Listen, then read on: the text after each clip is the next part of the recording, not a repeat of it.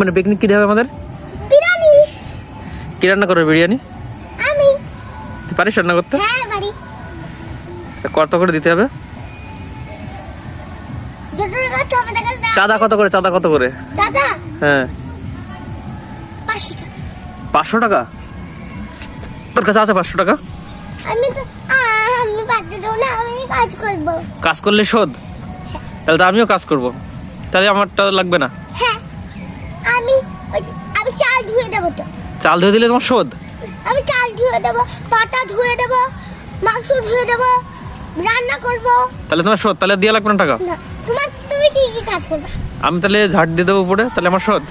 হ্যাঁ ঝাড় দিয়ে দিবা। ওই যে খাওয়ার জন্য কিন্তু তুমি তাহলে তুমি গ্যাসটাকে উপরে আনতে হবে খালি। ঠিক আছে, গ্যাসটা উপরে আনবা।